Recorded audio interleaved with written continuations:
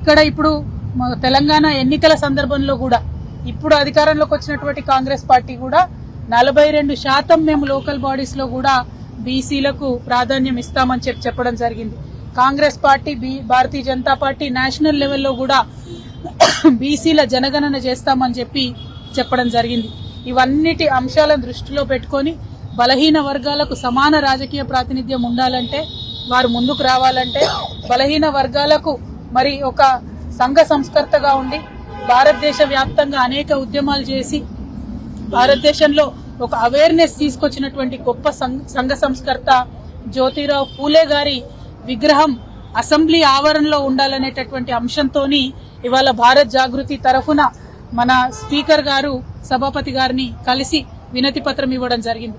ఎట్లా అయితే ఆనాడు జాగృతి పోరాటాల ఆధారంగా అసెంబ్లీ ఆవరణలో అంబేద్కర్ విగ్రహాన్ని ప్రతిష్ఠింపజేసుకున్నామో, ఇప్పుడు ఖచ్చితంగా జ్యోతిరావు పూలే గారి విగ్రహాన్ని మరి అసెంబ్లీ ఆవరణలో పెట్టవలసిందిగా భారత్ జాగృతి తరఫున డిమాండ్ చేస్తూ ఒక వినతి పత్రాన్ని స్పీకర్ గారికి ఇచ్చినాం.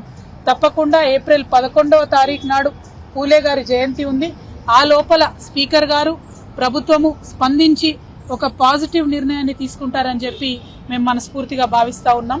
ఎందుకంటే అటువంటి సమతామూర్తులను, అటువంటి సమానతత్వాన్ని ప్రబోధించినటువంటి మహనీయులను నిరంతరం అసెంబ్లీకి వెళ్లేటటువంటి వాళ్ళు చూసినట్టయితే చట్టసభల్లో గాని, చట్టాలు చేయడంలో గాని, ప్రజలకు న్యాయం కల్పించడంలో గాని వారికి ఒక స్ఫూర్తి ప్రదాతగా ఉంటారు. కాబట్టి ఖచ్చితంగా జ్యోతిబా పూలే గారి విగ్రహాన్ని ఏప్రిల్ 11వ తారీఖు లోపల ఈ ప్రభుత్వం ఒక పాజిటివ్ నిర్ణయం తీసుకొని ప్రతిష్ఠించడానికి నిర్ణయం తీసుకుంటుందని చెప్పి నేను మనస్ఫూర్తిగా భావిస్తూ ఈ రోజు కార్యాచరణ ప్రారంభించినాం.